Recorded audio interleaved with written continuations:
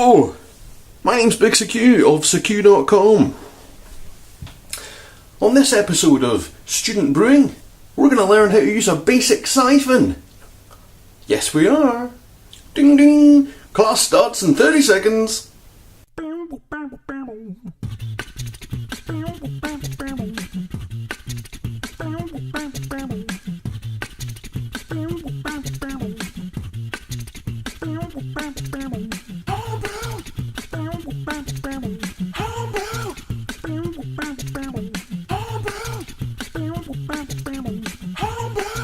You're watching Homebrew, hosted by Big Secu at Secu.com.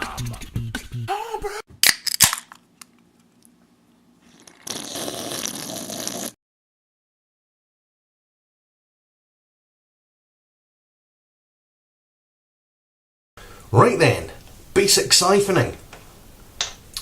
Now, there are all sorts of different kinds of siphon that you can use. There's ones with pumps on them, and there's ones that are auto siphons. There's ones that are even electrical based, I suppose. What we're going to learn about today is basic ass siphoning for basic studenty students that are just learning. Now, a siphon really is just a piece of tubing, or anything that you can make in order to transfer fluid from point A to point B. If you can do that using a yogurt, then I suppose technically that would be a siphon as well.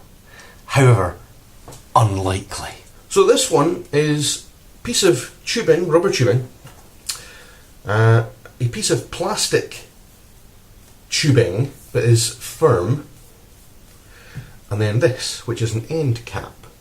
Now this fits on to there, and then that fits on to there.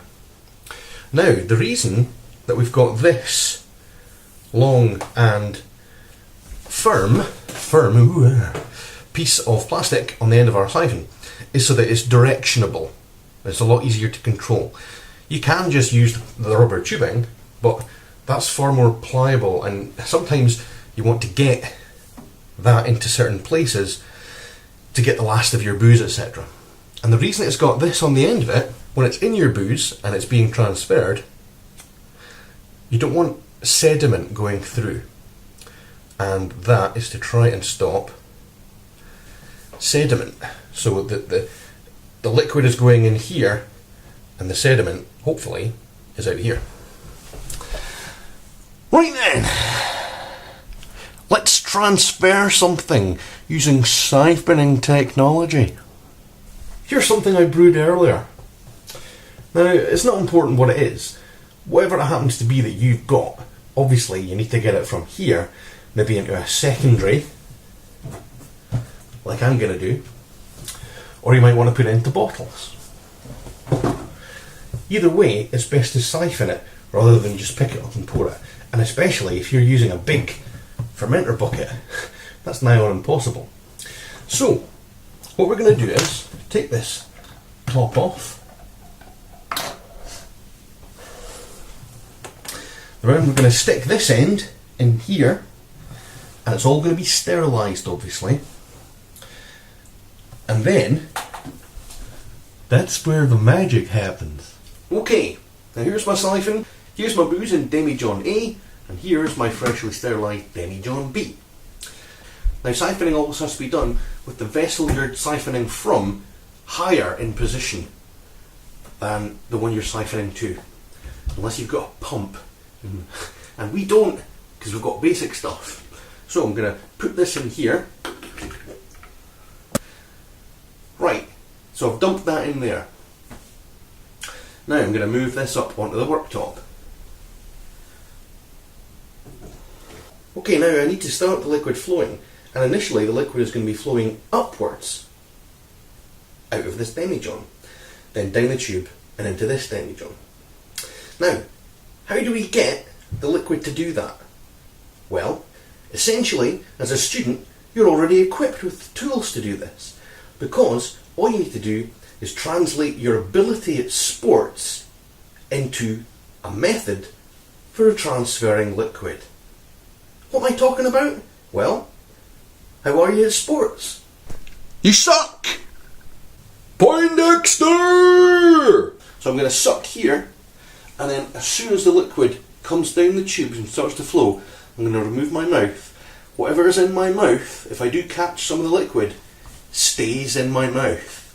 Don't spit it into Demijohn 2. Okay?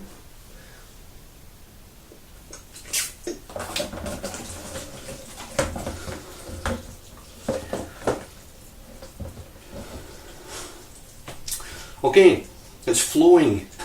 Let's watch as it drains down.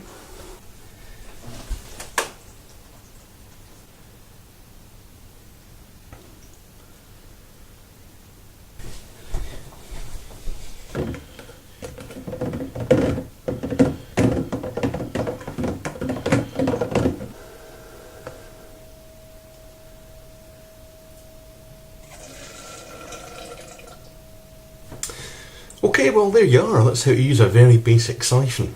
Not a lot to it, eh? You might have noticed when I was busy siphoning there, I mixed up some of the yeast back into there, even though it was nice and clear. There is a reason for that, but I'm not going to tell you why. Not in this video, baby, because this video's just about siphoning. You'll need to tune in for the next one. Boom.